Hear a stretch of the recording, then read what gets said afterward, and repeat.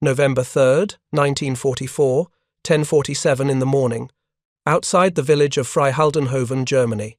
Unteroffizier Klaus Hartmann pressed his eye against the periscope of his Panther tank, scanning the fog-shrouded crossroads ahead. For 2 years, German tank crews had operated with a comforting certainty. Their 75mm high-velocity gun could destroy any American tank at ranges exceeding 2,000 meters. Their sloped frontal armor, 82mm thick, angled at 55 degrees, had deflected countless Sherman rounds in France and Belgium. That mathematical superiority had sustained them through retreat after retreat. But something moved in the mist, 200 meters out, a squat turret, an unusually long gun barrel. The profile was wrong, too similar to their own M10 Wolverine tank destroyers, yet clearly different. The gun seemed impossibly large. Hartmann's loader, barely 20 years old, whispered into the intercom, "That's not a Wolverine. Look at the size of that cannon." Before Hartmann could respond, the American vehicle fired. The muzzle flash lit the morning fog. The 90mm armor-piercing round crossed the space between them in less than 1 second, traveling at over 3,000 feet per second. It struck the Panther's turret face at the gun mantlet, the one vulnerable point German crews had been told American guns could never penetrate at combat ranges.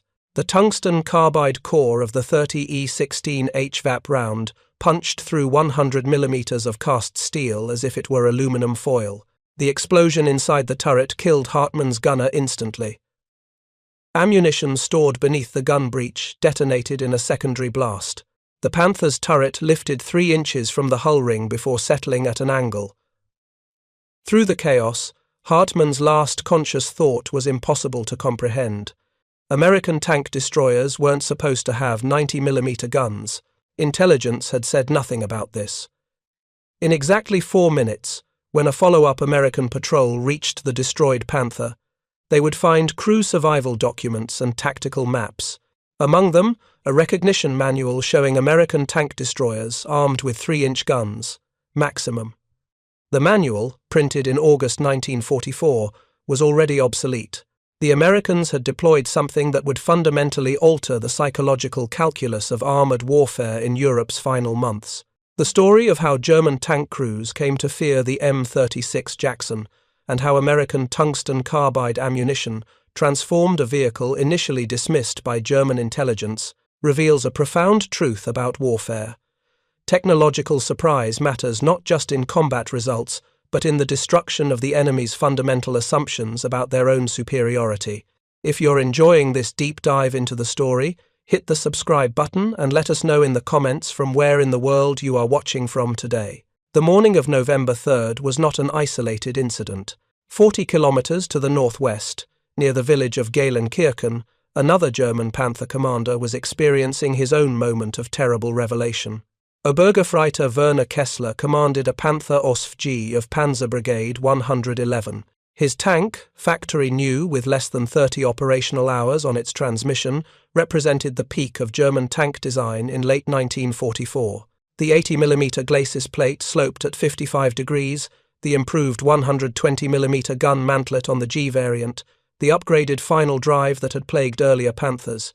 Kessler's crew had been briefed that morning about American tank destroyer tactics. The M10 Wolverine, with its 3-inch gun, could penetrate their Panther from the side at close range, maybe 500 meters.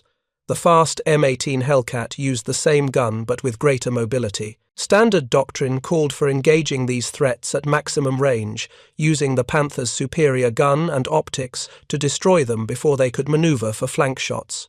At 1100 hours, Kessler spotted movement in the tree line ahead. Through his commander's cupola optics, he identified what he logged as an M10 tank destroyer. The open-topped turret, the low silhouette, the basic shape matched his recognition training. He ordered his gunner to range the target at 1,200 meters. An easy shot. The Panther's 75mm KGO K-42 gun could penetrate any American tank destroyer's armor at that range. The gunner fired. The armor-piercing round struck the American vehicle's turret front. Instead of the expected penetration and kill, the round ricocheted upward in a shower of sparks. Kessler blinked. That should not have happened. M10 armor was thin, designed for mobility over protection. Before he could process this impossibility, the American vehicle rotated its turret and returned fire. Kessler saw the muzzle flash, registered that it was significantly larger than expected. The incoming round struck his Panther's turret precisely at the gun mantlet junction. The penetration was instantaneous. The shaped charge effect of the projectile's explosive filler detonated inside the fighting compartment. Kessler survived, though his gunner and loader did not. When American infantry pulled him from the damaged tank 40 minutes later, he kept repeating the same phrase in broken English. 90 Millimeter. Das war 90 Millimeter. The Americans didn't understand his insistence. Their translators eventually pieced together that this German tanker believed he'd been hit by a 90mm gun, which he seemed to think was significant. Only later, during formal interrogation at a POW collection point, did intelligence officers understand the implications. This Panther commander had encountered an M36 Jackson and survived. He was describing, with the precision of a trained observer, exactly what had killed his crew and destroyed his supposedly invulnerable tank. To understand why the M36's 90mm gun represented such a psychological shock to German tank crews, we must first understand the mathematical reality of tank warfare in 1944 Europe. The fundamental equation was simple. Armoured protection plus gun range plus crew training determined battlefield dominance. For 2 years, Germany had possessed the superior side of this equation. Consider the Tiger I heavy tank. Its 88mm WWII-36 gun could penetrate 165mm of armour at 1,000 metres.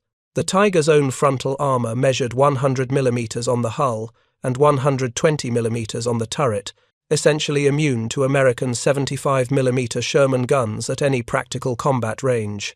The Panther medium tank, despite being classified as medium, was in many ways superior to the Tiger for defensive warfare. Its sloped 82mm frontal armour provided the equivalent protection of 140mm of vertical plate. The 75mm K-Gokei-42 gun delivered muzzle velocities approaching 1,000 meters per second, capable of penetrating 138mm of armour at 1,000 meters.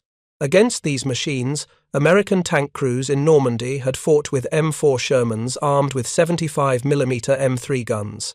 This weapon could penetrate 91mm of armour at 500 meters, 137mm at 100 meters. In practical terms, a Sherman had to close to point-blank range, under 300 feet, to have any chance of penetrating a Panther's frontal armour. And even then, success required a perfect 90-degree angle shot, something impossible to achieve against moving targets using defensive terrain. The upgraded 76mm Moni gun, deployed starting in July 1944, improved the situation marginally. Using standard M62 armor-piercing ammunition, the 76mm could penetrate 109mm at 1,000 meters. This was sufficient against Panzer IVs and assault guns, but the Panther's effective frontal armor remained essentially immune. German tank crews knew these numbers. They had memorized them during training, verified them in combat. The mathematics of survival were clear. Keep the front toward the enemy. Use maximum range. German armor could kill American tanks at distances where return fire was ineffective. This created a profound psychological advantage that extended beyond mere combat tactics. It allowed German crews to maintain hope and fighting spirit despite being outnumbered, despite constant retreat, despite the collapse of their logistical system. They possessed technical superiority. That single fact sustained morale through conditions that would otherwise have been unbearable. But on September 20th, 1944, the first 40 M36 Jackson tank destroyers were loaded onto ships in New York Harbor, bound for Europe. These vehicles would arrive without fanfare, distributed quietly to tank destroyer battalions that had been fighting with obsolete equipment. The crews received minimal training, sometimes only days, before entering combat. The secrecy was remarkable, not because the M36 represented particularly advanced technology. It didn't. But because American commanders had learned from the disastrous tank engagements in Normandy that psychological warfare could be as effective as actual firepower. If German crews didn't know the M36 existed, if they mistook it for the familiar M10 Wolverine they'd learned to defeat, the first encounter would deliver maximum shock value. The development of the M36 had begun in September 1942, months before any American unit encountered a Tiger in combat. Army Ordnance had recognized early that German tank development was progressing rapidly. The standard 3-inch gun of the M10 tank destroyer would soon be inadequate. The solution seemed obvious. Mount the 90mm M3 anti-aircraft gun, already in production and proving effective in its air defense role, onto a tank destroyer chassis. Simple in concept, but delayed for 2 years by bureaucratic resistance and doctrinal disputes. The Tank Destroyer Center argued that American doctrine called for mobility and flanking attacks, not heavyweight guns. The armored force claimed that if a 90mm gun was needed, it should go on tanks, not tank destroyers. Behind these institutional disputes lay a deeper American reluctance to acknowledge that German armor might be genuinely superior in direct combat. The first prototype, designated T-71 gun motor carriage, was completed in March 1943. It mounted the 90mm M3 gun in a new, rounded turret on the chassis of the M10A1 tank destroyer. The turret design was critical. Unlike the M10's simple angular turret, the M36's turret was a single cast steel piece with compound curves. This casting technique was beyond German manufacturing capabilities at comparable scale, though American planners didn't realize this advantage. The new turret included power traverse, a feature absent from the M10, allowing the crew to track moving targets more effectively. Most importantly, a large bustle extended from the rear of the turret, serving as both counterweight for the heavy gun and storage for 11 rounds of 90mm ammunition. Preparing and narrating this type of story took us long efforts and hard work. So if you are enjoying the story, please consider subscribing to our channel. Testing at Aberdeen Proving Ground in summer 1943 demonstrated that the vehicle worked. The 90mm gun could be fired accurately from the M10 chassis without damaging the suspension or transmission. The turret traverse operated smoothly. The crew of 5, commander, gunner, loader, driver, and assistant driver, could operate effectively despite the open-topped turret design, but approval for production was denied. Both the Tank Destroyer Center and Army Ground Forces concluded in late 1943 that the 90mm gun was unnecessary. The M10's 3-inch gun, they argued, was adequate for current threats. Resources should focus on producing more M10s and the new M18 Hellcat, not developing an unproven heavy gun system. This decision would prove catastrophically wrong within 9 months. June 6, 1944, D-Day. American armored divisions landed in Normandy equipped with M4 Sherman tanks armed with 75mm guns. Tank destroyer battalions operated M10s with 3-inch guns and the new M18 Hellcats, also armed with 76mm weapons. Within 72 hours, these units were encountering Panthers in numbers that intelligence had failed to predict. By July 2nd, field reports reaching Supreme Headquarters painted a grim picture. American tank guns could not reliably defeat Panther armor from any angle except direct side or rear shots at close range. Tank destroyer guns performed marginally better, but still required dangerous close-range flanking maneuvers. German crews, even inexperienced ones fresh from training schools, were achieving favorable kill ratios simply by using their armor and guns as designed. General Dwight Eisenhower's response, when briefed on the situation, was documented by multiple witnesses. His exact words included profanity that cannot be fully reproduced in this format, but the substance was clear. He had been assured by ordnance that American guns were adequate. He had been told the 76mm gun would handle any German tank. Yet his armor commanders were reporting that Panthers were nearly invulnerable frontally. The response was immediate. On July 29, 1944, the Army increased the M36 production contract to 1,400 vehicles. The bureaucratic resistance evaporated overnight. Suddenly, every available M10A1 hull was being requisitioned for conversion. When M10A1 hulls ran short, contracts were issued to mount M36 turrets directly onto M4A3 Sherman chassis, creating the M36B1 variant. The urgency was palpable.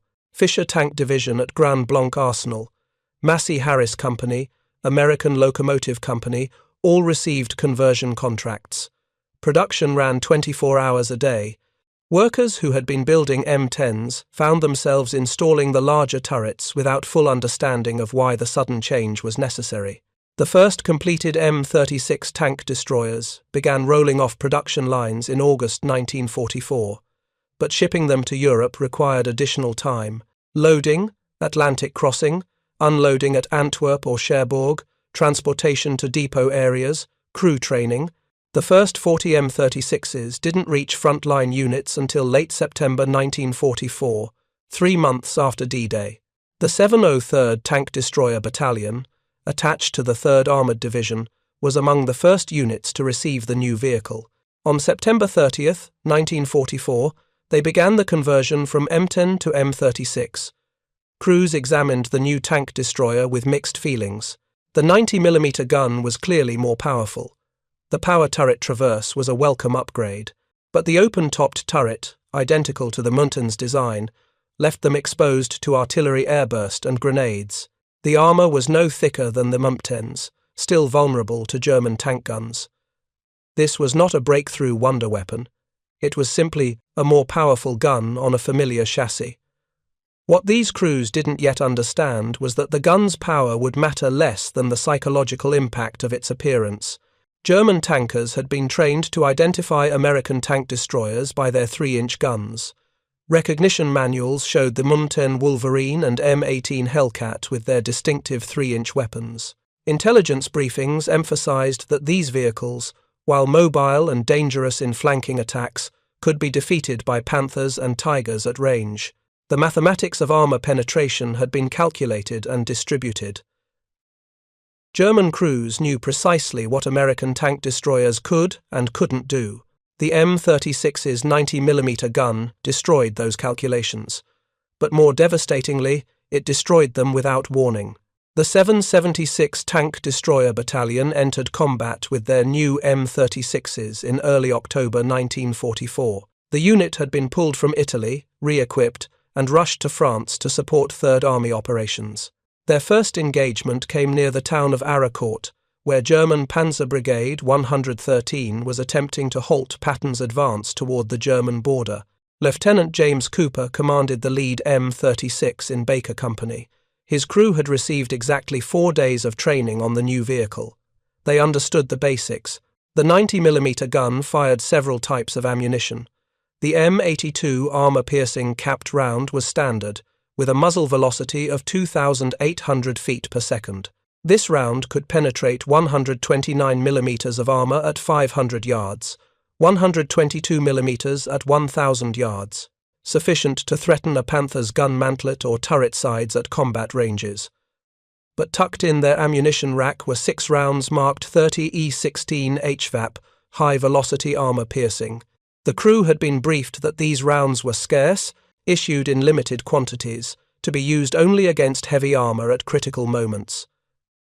The briefing officer had emphasized the performance numbers: muzzle velocity of 3,350 feet per second, penetration of 221 mm at 500 yards, 199 mm at 1,000 yards, enough to defeat any known German armor from the front, including the Tiger II's massive 150 mm frontal plate. Cooper's gunner, Sergeant Frank Morrison, had asked the obvious question. If this ammunition was so effective, why did they only have 6 rounds? The briefing officer's answer was honest: tungsten scarcity. Each HVAP round contained approximately 1 3/4 pounds of tungsten carbide, a strategic material imported primarily from China.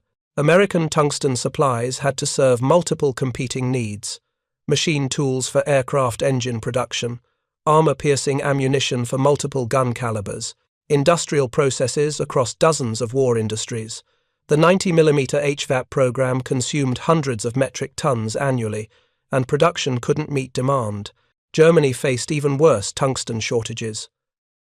Swedish imports had declined sharply as the war turned against the Reich. By late 1944, German factories desperately hoarded tungsten for machine tools, while Panther crews received only standard ammunition. This asymmetry would prove decisive, not just tactically but psychologically.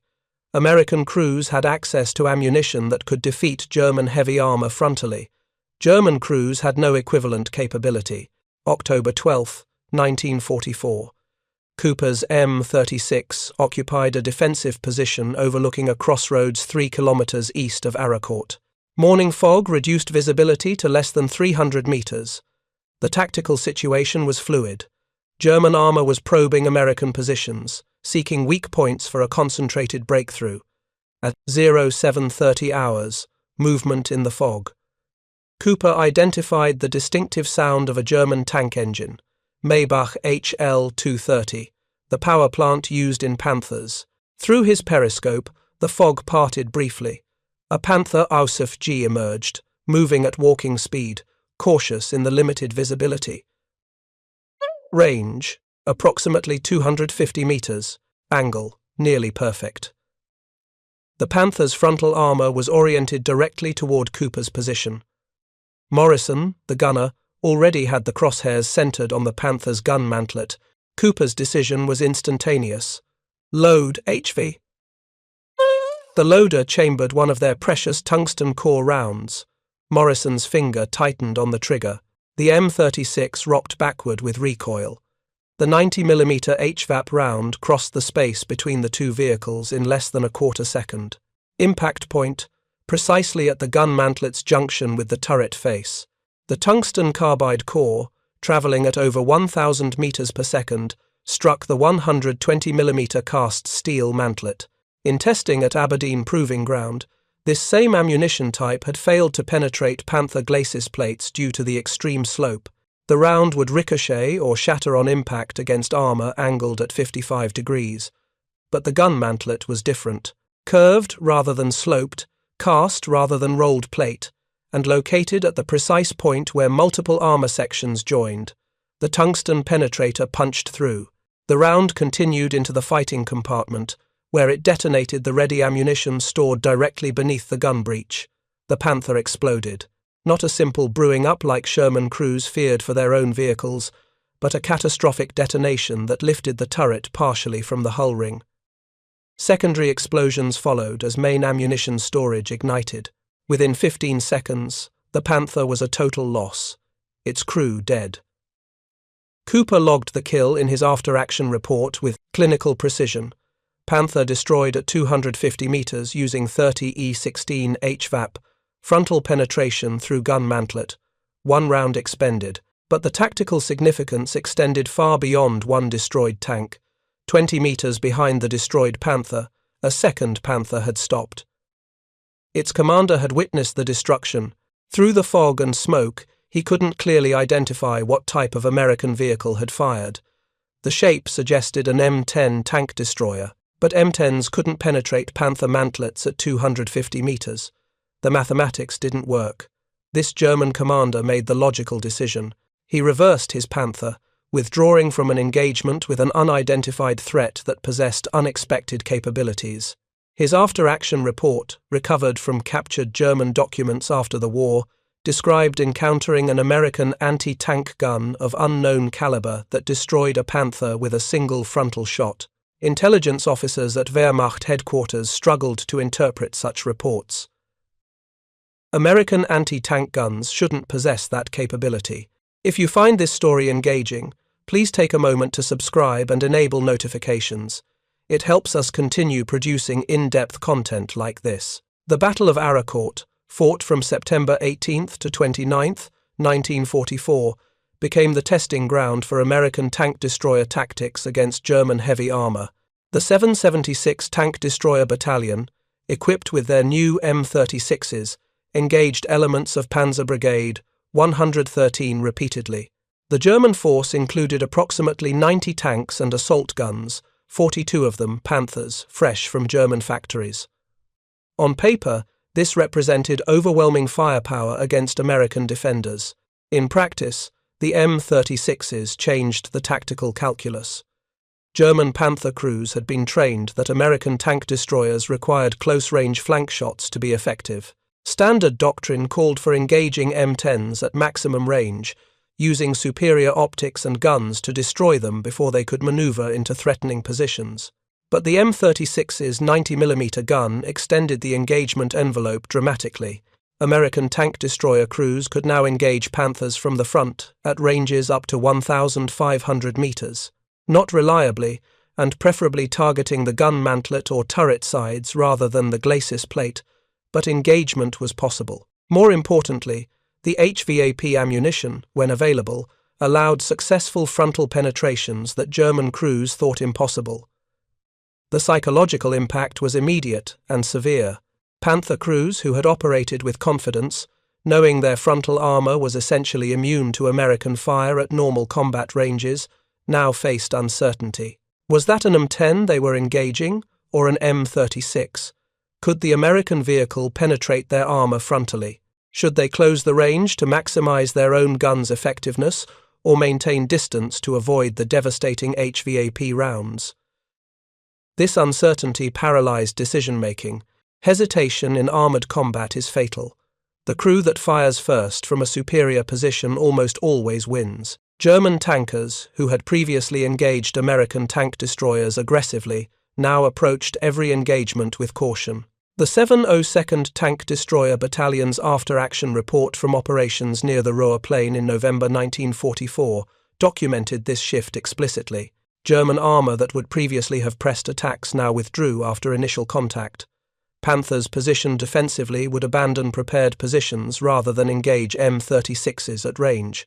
The mere presence of the 90mm gun, even when HVAP rounds weren't available or weren't being used, influenced German tactical decisions. The numbers tell part of the story. In the tank battles of the Ruhr Plain during November 1944, 3 battalions of Sherman tanks in the 67th Armored Regiment destroyed 5 Panthers. The 702nd Tank Destroyer Battalion, equipped with M36s and assigned to the 67th Armour, claimed 15 Panthers destroyed. 3 times the kill ratio despite being outnumbered by the Sherman battalions. This effectiveness stemmed partly from the gun's capability, but equally from the psychological advantage of German crews who now feared American tank destroyers. Yet the M36 was not a perfect weapon. Testing in December 1944 by the 703 Tank Destroyer Battalion revealed significant limitations. Against the Tiger II heavy tank, the M36's 90mm gun faced severe challenges. The Tiger II's frontal armor measured 150mm on the hull and 180mm on the turret, both angled for maximum effectiveness. Standard M82 ammunition would ricochet off this armor at ranges beyond 1,000 meters. Even HVAP rounds struggled against such massive protection. The testing concluded that M36s should not attempt frontal engagements with Tiger IIs at any range with standard ammunition. Side or rear shots were necessary, returning to the same flanking tactics that had been required against Tigers with them 10. But Tiger IIs were rare. Germany had produced only 492 King Tigers during the entire war. Panthers were the real threat, fielded in thousands, and against Panthers the M36 was devastatingly effective. The open-topped turret remained a critical vulnerability. German doctrine emphasized calling artillery airburst against American tank destroyers. High-explosive shells detonating above the vehicle would spray shrapnel down into the open fighting compartment, killing or wounding crews even when the armor wasn't penetrated. Tank destroyer crews improvised protection. Canvas shelter halves, stretched across the turret opening. Sandbags arranged on the turret roof. Some units welded steel plates as improvised covers. In August 1945, a folding armoured roof kit was standardized, but the war in Europe ended before significant numbers could be fielded. The psychological burden of operating an open-topped vehicle in an environment where artillery dominated was severe. Crew casualties in M36s exceeded losses in fully enclosed tanks, not because the vehicle was mechanically inferior, but because German artillery doctrine specifically targeted the vulnerability, yet commanders had no alternative. Despite the casualties, Despite the inadequate armor protection, M36s remained in frontline service throughout the war's final months because nothing else in the American arsenal could reliably defeat German heavy armor at range. Preparing and narrating this type of story took us long efforts and hard work. So, if you are enjoying the story, please consider subscribing to our channel. December 16, 1944. The Ardennes. German Army Group B launched Operation Wacht am Rhein, the offensive that would become known as the Battle of the Bulge. 24 divisions attacked through the Belgian Ardennes, 10 of them Panzer divisions. The offensive included approximately 1,500 German tanks and self-propelled guns, representing the last major concentration of German armoured power. The tactical situation was desperate. American units, including the 703 Tank Destroyer Battalion with their M36s, found themselves defending key road junctions against overwhelming numbers. The village of St. Vith became a critical defensive position. Control of this crossroads town would determine whether German armour could maintain momentum toward the Meuse River and their ultimate objective, Antwerp. Combat Command B of the 7th Armoured Division established defensive positions around St. Vith. The defence included elements of the 703 and 824th Tank Destroyer Battalions, both equipped with M36s. The German timetable called for capturing St. Vith by 6 p.m. on December 17th. The town didn't fall until December 21st, 4 days behind schedule. This delay would prove operationally decisive in the failure of the German offensive. The defence of St. Vith demonstrated the M36's tactical value when properly employed. German attacks were met with concentrated 90mm fire at ranges where Panther and Tiger crews expected to be immune. The psychological impact was magnified by the winter conditions. Fog and snow limited visibility, preventing German crews from identifying whether they faced M10s or M36s until they were engaged. General der Panzertruppen Hasso von Manteuffel, commanding German 5th Panzer Army in the offensive, later stated in 1964 interviews that he believed he was facing a core-strength force at St. Vith rather than the thin defensive line that actually opposed him. The stubborn resistance, anchored by 90mm tank destroyers, created the impression of far greater American strength than actually existed. The M36s provided what military theorists call a force multiplier, not through overwhelming numbers. By mid-December, only 236 M36s were in combat across the entire European theatre, but through psychological impact that exceeded their material presence. German tank crews approaching American defensive positions could no longer assess threats with confidence. Every American tank destroyer might be an M36. Every engagement might involve HVAP ammunition capable of frontal penetration. This uncertainty forced cautious tactics that surrendered initiative to American defenders. The Battle of the Bulge demonstrated another critical advantage of the M36. Its chassis, based on the M10 ultimately derived from the Sherman's components, could traverse the same terrain and bridges as regular tanks. The M26 Pershing heavy tank, arriving in Europe in limited numbers during the same period, weighed 46 tons. Many Belgian bridges had weight limits of 30 tons. The Pershing's deployment was constrained by infrastructure that couldn't support its weight.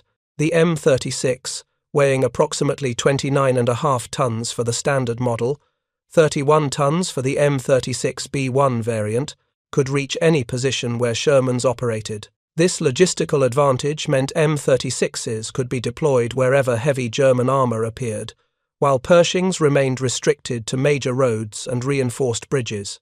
American commanders exploited this mobility extensively. Tank destroyer battalions equipped with M36s operated as mobile reserves, rushing to threatened sectors and engaging German armour from prepared positions before withdrawing to new defensive lines. This hit-and-run capability, combined with the psychological impact of the 90mm gun, achieved effects far beyond what the vehicle's specifications suggested. The tungsten carbide ammunition that made HVAP rounds so effective tells its own story of industrial capacity and resource management. The 30E16 round consisted of a tungsten carbide core weighing approximately 6.8 pounds, surrounded by a lightweight aluminum body and ballistic windshield. This design concentrated kinetic energy into a small, extremely dense penetrator while reducing overall projectile weight. The lightweight carrier body allowed higher muzzle velocities without excessive barrel wear. The dense tungsten core retained kinetic energy over distance far better than steel penetrators. German engineers, examining HVAP rounds recovered from knocked-out M36s, recognized these advantages immediately. The design represented efficient use of scarce, strategic materials, maximizing penetration capability while minimizing tungsten consumption per round. What German technical officers couldn't replicate was the industrial infrastructure to produce such ammunition at scale. American ordnance factories had produced approximately 33,000 rounds of 90mm HVAP by March 1945.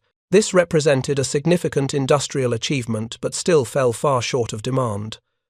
Tank destroyer crews in Europe received an average of 5 HVAP rounds per vehicle by February 1945. 5 rounds to face an enemy deploying Panthers as standard equipment in panzer divisions. The scarcity created difficult tactical decisions. Commanders had to prioritize HVAP allocation. Tank destroyers, whose primary mission was engaging heavy armor, received preferential distribution.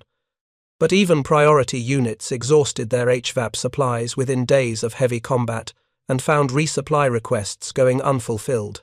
The supply system, managing distribution from army level down through corps and division to battalion, created inefficiencies. Some units received more HVAP than they could immediately use, while others fought without any specialized ammunition despite urgent need. Yet even this limited HVAP availability achieved strategic effects. The mere knowledge that American tank destroyers might possess tungsten-core ammunition influenced German tactical planning. Intelligence officers examining destroyed American vehicles found HVAP rounds or their distinctive residue. After-action reports mentioned American tungsten ammunition with increasing frequency. German crews learned that engaging American tank destroyers now involved risk even at ranges where frontal armor should provide protection. This knowledge spread through the Panzerwaffe rapidly, affecting morale already weakened by constant retreat and material shortages. Post-war interrogations of German tank crews revealed consistent patterns. Veterans reported that learning about American 90mm guns and HVAP ammunition represented a psychological breaking point. For 2 years, German tankers had maintained fighting spirit through faith in technical superiority. Even when outnumbered, even when retreating, they knew their Tigers and Panthers were superior vehicles. But the M36 with HVAP ammunition challenged this fundamental assumption.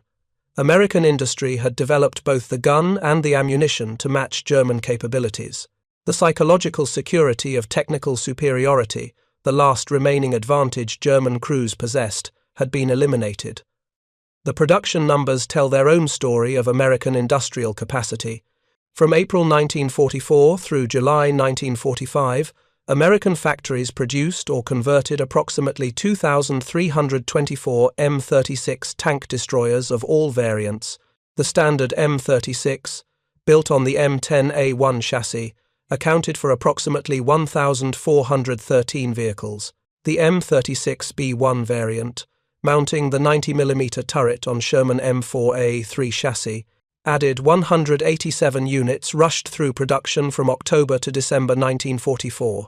The M36B2, using standard M10 chassis, contributed between 237 and 724 units, depending on source documentation, with production concentrated in April and May 1945 as the war approached its end.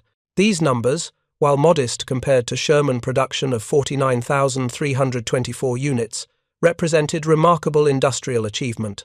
American factories had identified a capability gap in July 1944 and fielded effective solutions within 3 months. Multiple manufacturers, Fisher Tank Arsenal, Massey Harris, American Locomotive Company, Montreal Locomotive Works, all retooled production lines to accommodate the new vehicle.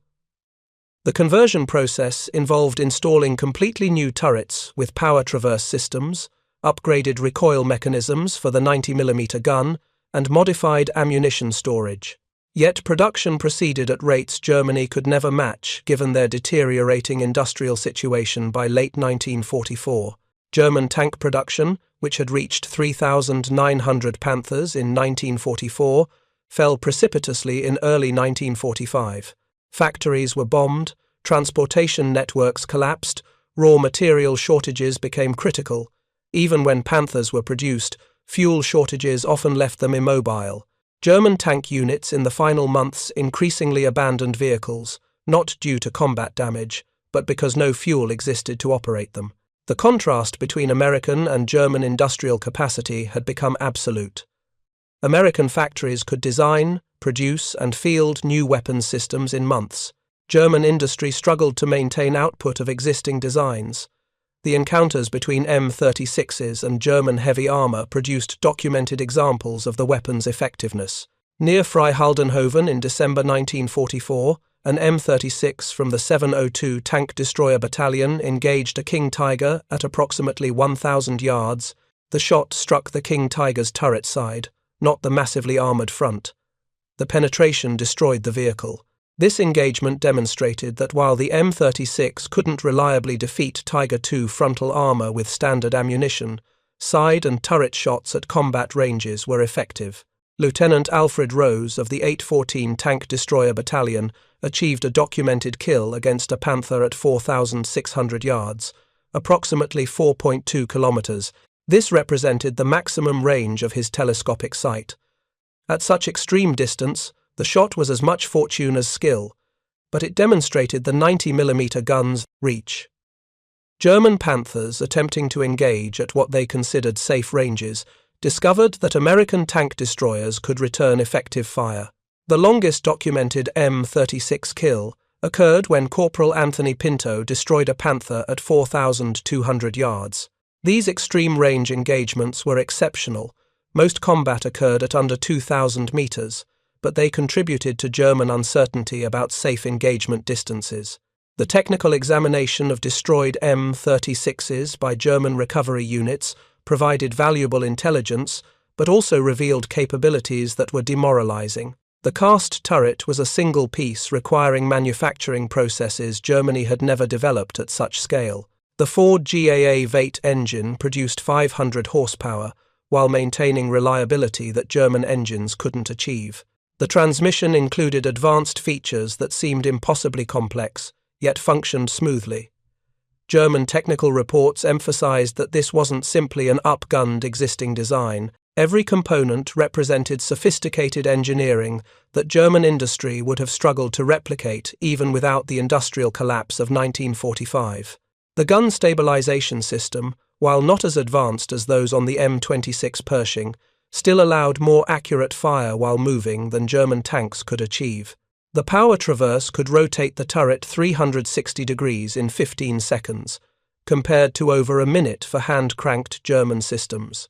The optics matched German quality, eliminating one of the traditional German advantages. Even small details like interior lighting and crew ergonomics showed attention to design that German engineers, operating under extreme time pressure, had sacrificed. The M36's combat record extended beyond the European theatre. In the Korean War, beginning June 1950, M36s faced Soviet-built 3485 tanks in North Korean and Chinese service. Unlike the situation in Europe where HVAP had been critically scarce, by 1950 tungsten supplies were no longer constrained by competing wartime demands. Substantial stocks were available. American tank destroyer crews in Korea found that HVAP rounds easily penetrated 3485 armor at normal combat ranges. The Soviet tank, while capable, possessed armor protection significantly inferior to the Panther. Its 90mm thick turret front and 45mm glacis plate could not resist tungsten-core projectiles fired at high velocity from 90mm guns. The vindication of the M36 in Korea was bittersweet for European theatre veterans. The ammunition that could have been more widely employed in Germany proved devastatingly effective in Asia when supply constraints no longer limited deployment. The vehicle's long post-war service life, with some examples operating into the 1990s in Yugoslav service, demonstrated the fundamental soundness of the design. But its true historical significance lies not in longevity, but in the psychological revolution it created during World War II's final months. Thank you for watching. For more detailed historical breakdowns, check out the other videos on your screen now, and don't forget to subscribe.